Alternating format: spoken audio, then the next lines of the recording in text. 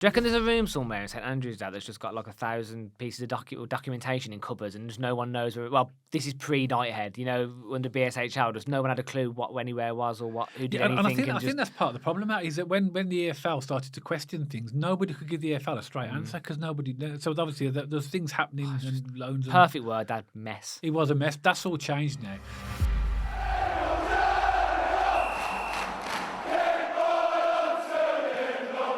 So welcome back to BCFC Royal Blue. And as we're still in the pre-season, as discussed, myself and Dad are still going to be providing content over this time. And we thought we'd do a video about Knighthead. We can all agree as Blues fans that the transformation we've had at the club has been truly exceptional over the past few years. And the difference they've made in terms of sponsorships, investments, the stadium, everything that we're going to discuss in this video has been truly incredible. I'm going to keep this short and sweet and I'll hand it over to you, Dad. So Knighthead, where do we start? Well, we're on this bandwagon at the moment, aren't we, as Blues fans, of, the fantastic season we had in League One, all the investment in the club, the news about the sports quarter. So we're on this sort of rolling bandwagon that seems to be getting better and better. But I think that we really need to appreciate where we actually are now compared to where we were and the difference. And actually don't forget the heartache and the trouble that we've had over the over the years since we've been relegated from the Premier League, actually. And to appreciate that where we are right now is only because of the change of ownership. The previous owners, as we know, we're briefly going to touch on this, at the mess that we were in under the previous owners. It was, but we endured that, Matt, as Blues fans, but we stayed loyal to the club, and most fans did stay loyal to the club, but it's where we are now is I don't know if I'm speaking for myself here. I could never in my wildest dreams have imagined 2 years ago, before Knighthead came, that we would be in this position right now. You know what's really funny, Dad? You say from where we were then to where we are now. Actually, we're only back at default because we got relegated and we're back. But the feeling we have now is incredible, isn't it? We definitely have this feeling that we're a club on the rise. We definitely have this feeling that we're being well looked after, well invested.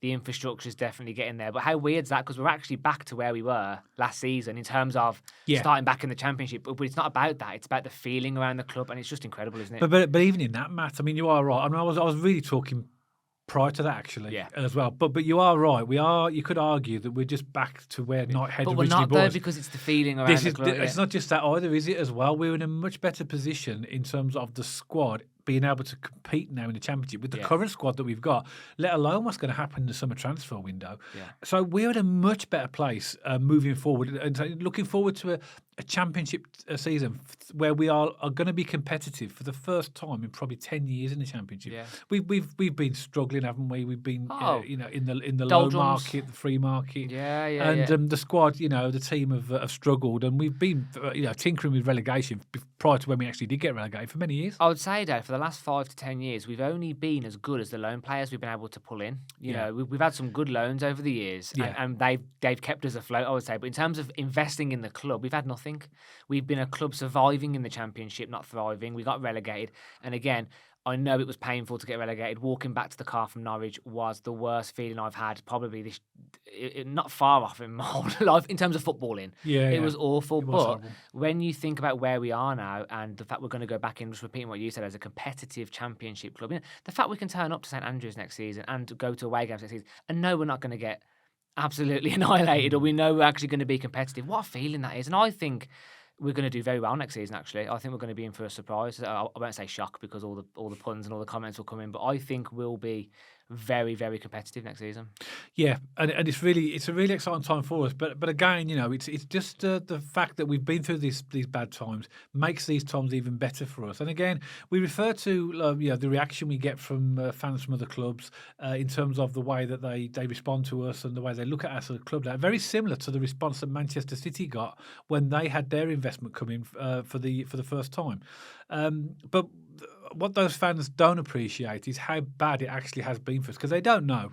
Unless you're a fan of Birmingham City, you don't really know how bad it's actually been. So there are some clubs who are close, like Reading at the moment. Would run. Reading fans can appreciate what it was. Bury went out of business. So there are certain clubs that have been through. But you're right in terms of the journey we've been on. But nobody can say about Birmingham City. No, exactly. Yeah, and it's just an emotional roller coaster, isn't it? It is awful when your club's going through that. I call it the doldrums. Just existing, and there's no investment. There's almost like. We lost a lot of fans, I would say, during the last 10 years. And that's not absolutely not knocking anyone's loyalty. That's just fans fed up of investing their money. We've got family members, Dad, who haven't had season tickets for a few years because they don't want to give their money to the ownership, who are just ruining the club, isn't it? Yeah. And I get that battle between I do as well. supporting your club and wanting to be loyal and loving Birmingham City. We all do. And if you watch this, the odds are you do as well. But then also, you don't want to support a crony, a corrupt board as well, do you, at the same time? It's a really difficult balance to juggle. And the fact that we now, again, just coming back to it, Dad, full circle, we can appreciate what we have. It's a pleasure to put money into the club. I mean, I was chatting to a few Blues fans the other day, Dad, and there was like 3 or 4 of us, and we all said we have never spent so much in the club shop ever. I know, yeah. In the last, I'm 35. In the first 35 years, I've never spent as much as I have in the club shop. Yeah, and on that note as well, I just want to say thanks to my daughter, Jelena. You notice I've got my new Birmingham City hoodie on. My daughter bought that for my birthday. So if you're watching, Joe, which I'm sure you do, thank you very much. Really, absolutely love it. And the poster behind you. And the poster with all the Blues autographs, yeah. And I've got, if we're going to go on that as well, I've also got a little coaster there with my name on it with Birmingham City. So but I think tongue in cheek, obviously saying that, but actually, Blues fans are spending more money into the club because they believe in what's going on, they believe in the journey, and of course, and also actually the stuff that's being produced, it's nice merchandise as well. So it's pretty good as well. The kits this year have been amazing, Dad, and the stuff, the hats in there. Wagner called me out for not buying a hat. Remember when I met him? Everything about the club shop and the merch is brilliant. It's really good. I can't believe I'm actually going to say this. I'm actually looking forward to and excited about seeing what the new kit looks like for next season. I mean, I thought I'd never ever say that. A kit's a kit, isn't it? But should be good as well. So let's just talk about a few points, Matt, in terms of what's actually changed. Because again, this is really for us to just enjoy the journey with Birmingham City. But actually appreciate what happened previously. Now, obviously, we know that Shelby Companies took over under the umbrella of Knighthead in 2023. Now, the ownership is not 100% just yet. We know that there is still another stage to go where they take full shares from what was BHL. They're not called BSL, Birmingham Sports Holdings anymore. They've changed their name on the Hong Kong Stock Exchange. But that will happen. That will be tied down. And I think most Blues fans will want that to happen sooner rather than later, just so that we have just the Knighthead or Shelby Companies as the sole owner. But from 2011 to 2023, under the old owners, we've had financial instability from the previous owners. Yeah, points deductions. We've had. And not just that, but mismanagement as well, overspending, and that's infuriated the EFL. I know that the Blues fans, we all often sing about the EFL in not a good light because we feel that they're unfair. But actually, a lot of what happened in terms of the EFL sanctions against us were a result of mismanagement of the club, and there's no other way of actually saying that as well. So let me just tell you just to remind ourselves about what happened between 2011 and 2023. I'm going to read it's a very short paragraph that I've just done a little bit of research to try and summarise everything. 2011 to 2023, this period was heavily impacted by the club's failure to adhere to the profit and sustainability rules. Most significant consequence, we'll all remember this, Blues fans, 9-point deduction that nearly got us relegated, imposed in March 2019, and that was a direct result of the club incurring adjusted losses of 48.8 million between 2015 and 2018. We know that the limit is 39 million over a 3-season period. So that exceeded that 39 million. The EFL then cited a lack of attempts. Also, they also looked at that and felt that the club weren't doing enough to curtail or control spending, and that aggravated the whole issue as well. And therefore, that resulted in the club operating under a transfer embargo and under strict EFL business plan, which limited spending in that particular period. So, additionally, the club had in May 2023. This is just near the end of the previous ownership. The club had a 2-point deduction suspended until the end of 2023 for breaching the EFL owners and directors test for individuals gaining control. This is where the EFL were saying, well, who's in control? And Blues were saying, well, these people, and they hadn't gone through the right and proper channels to show themselves as directors or people in control of the club. Basically, it was a mess. It was a mess. And clearly... Are you referring to Maxi Lopez and the takeover when they gave money, but they did it all wrong, where they made it look like they were part of the club, but they weren't on the directors list, and I believe that was part of it. It was all. I believe that they put money into the club on the thought that they were going to take control, but the EFL was saying that made them in control of the club in a way, but they were never ever gone through the right channels to make it official. Fit and proper persons test, which is one of the most farcical tests you've ever heard of. When you look at the situation that other clubs are in, and how did these people get to own clubs anyway? That's a different story. But we can see there we were in a right mess, and Blues fans know that. We went through that. Suddenly, Knighthead in shining armour comes along, Tom Wagner, the figurehead, and suddenly everything changes. Financially, we know about the club's desire to pump money into the club until they've already done that to the current stadium, the infrastructure, the revenues have increased significantly. Basically, we now have owners from a financial perspective that are doing things in the right way. Also, complete night and day compared to night. Oh yeah, that was unintentional, but I like it. Yeah. And Wagner even said, I don't think he's a really smart businessman, so obviously he's never going to criticise the club he's just bought because he wants investors to feel like we're an appealing investment and all these things. But he basically alluded to the fact that when he got in and saw the books, it was a mess. He basically admitted that it was in I don't say worse shape than he thought it was, but he said it was in bad shape, the club. So he even admitted itself, Dad. When Wagner came in and looked at it, he goes, "It's just a mess." It was also complicated as well because the ownership was complicated as well because the stadium was owned by a different company, and but that's what they do, isn't it? That's what Knighthead do. They take on struggling companies, and it was a complete. I mean, I wouldn't have liked I can imagine the meetings that would have taken place where they're asking all these questions, and I'd love to have seen the response from BHL, Birmingham Sports Holdings, and when they're asking questions, who owns this or what, and it must be like a convoluted answer about.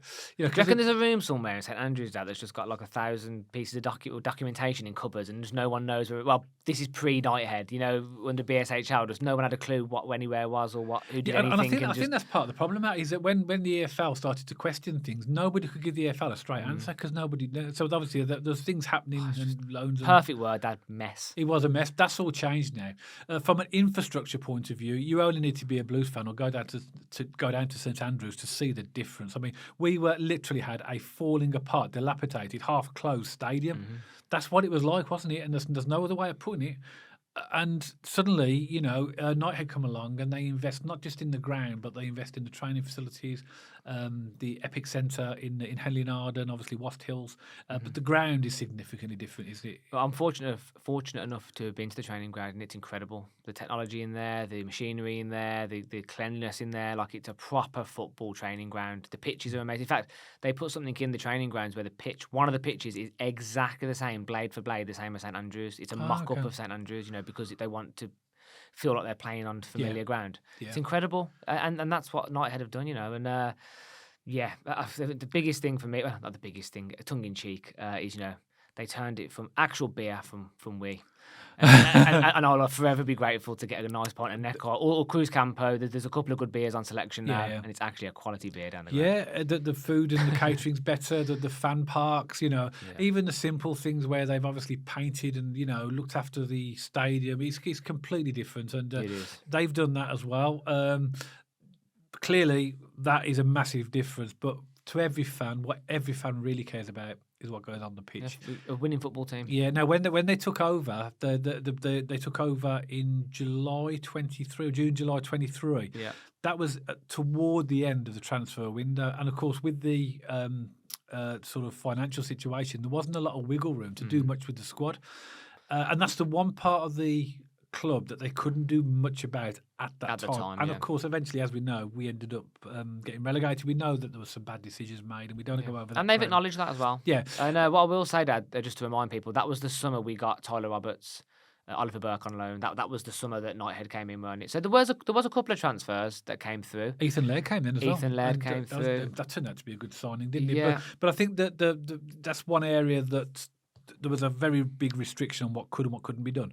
And if they had the scope, I'm sure they would have invested heavily in the club at that point if they had the ability to do that, because the hands were tied there, weren't it? Yeah, and then obviously we weren't able to really invest until we actually got relegated. So it was the summer after, wasn't it? And we've seen a massive change. So what we are playing and watching football in my lifetime that I've never seen at Blues before.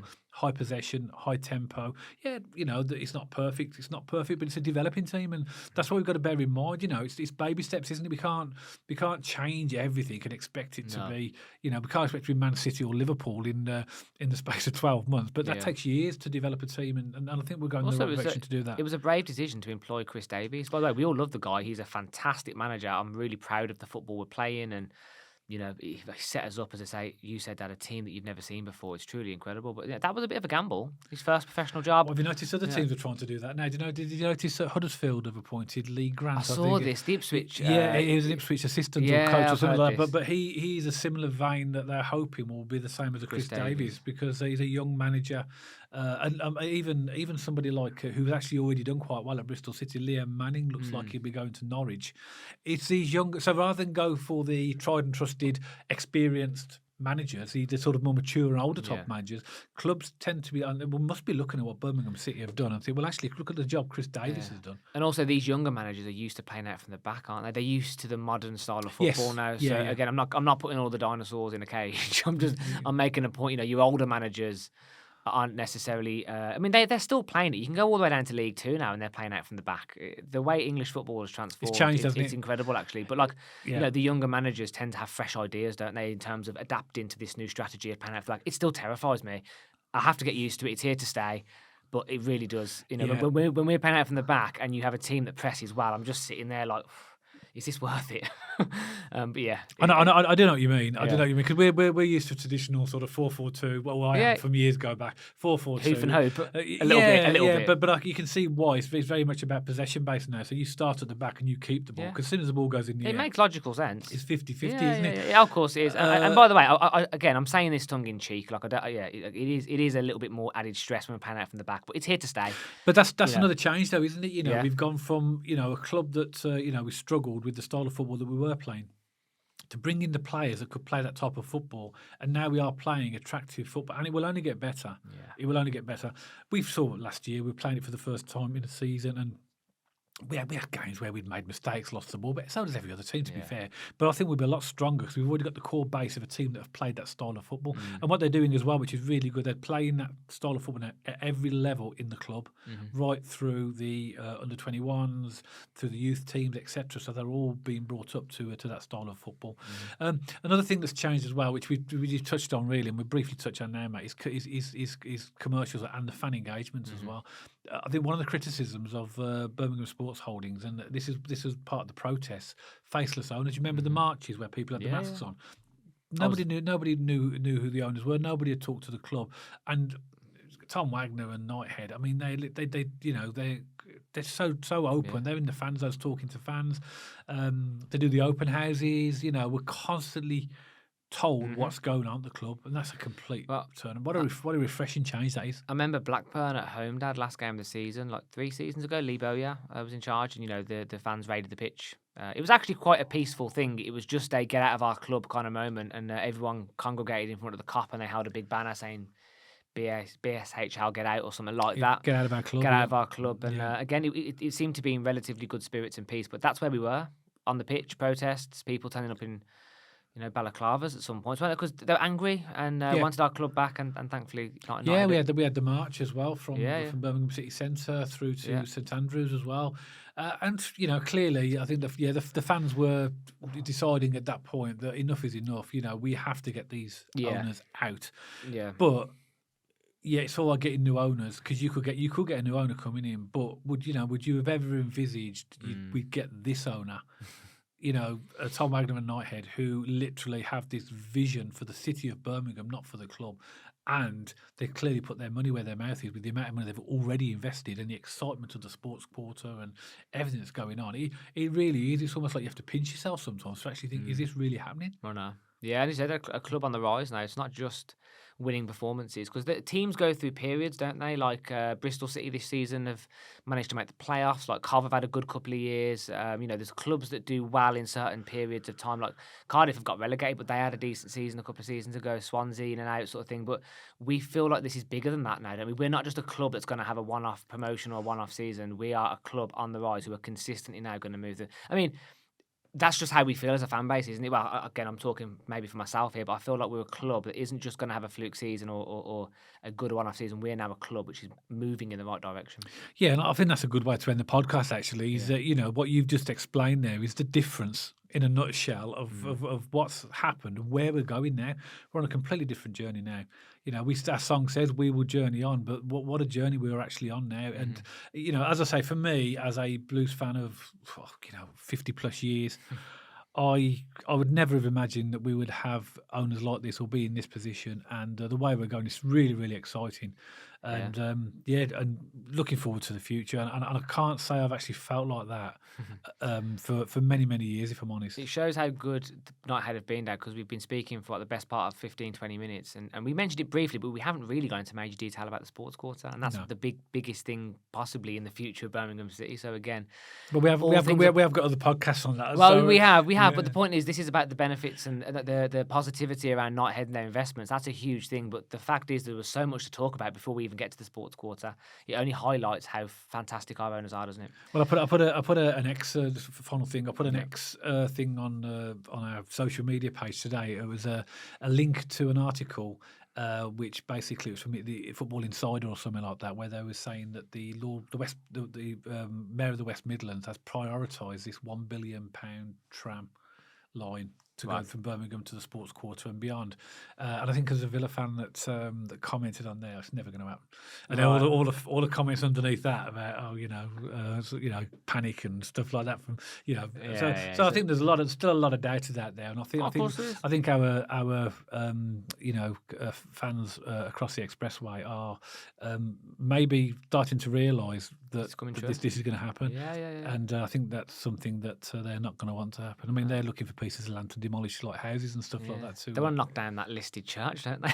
The problem is around Villa Park is that there is no land. But Tom Wagner's already bought the wheel site. I mean, it's amazing. It's really, really exciting. And I'm really glad we've done this podcast. Really glad, because it just reminds us, going into a new season, how really blessed we are to be in this position with these owners moving forward. It's really exciting times, and it's fantastic. Yeah, what a way to end the podcast, as always, Dad. So, as always, Birmingham City supporters, we would love to hear from you. Please let us know your thoughts in the comments section below.